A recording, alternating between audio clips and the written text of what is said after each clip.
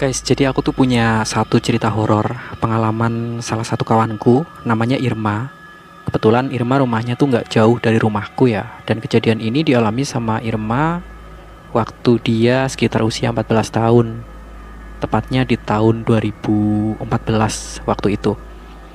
Kebetulan orang tuanya Irma kerjanya di rumah ya, karena kebetulan ayahnya berprofesi sebagai penjahit, yang kebetulan ya jahitannya lumayan ramai gitu ya.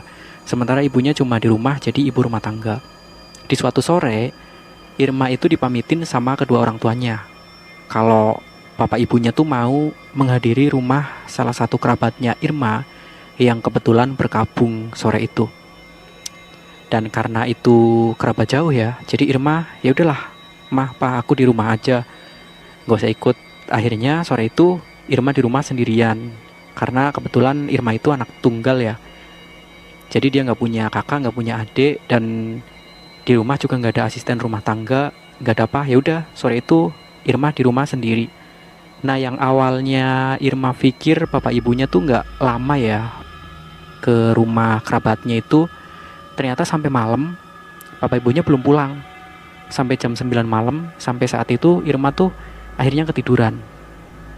Nah, sekitar jam setengah 12 malam waktu itu, Irma itu kebangun karena panas. Jadi suasana di dalam rumah itu benar-benar gerah banget waktu itu.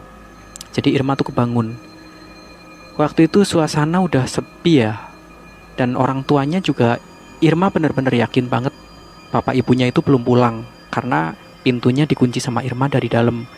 Kalau misal udah pulang, pasti mereka akan ketok-ketok gitu, karena pintunya nggak bisa dibuka dari luar gitu. Kuncinya pakai kunci yang ini ya, yang slot gitu, yang dari dalam itu bisa dikunci dari dalam. Nah, waktu itu Irma kebangun dan anehnya, Irma itu mendengar suara radio di ruang tengah. Radio di ruang tengah di tempat biasa bapaknya menjahit itu nyala.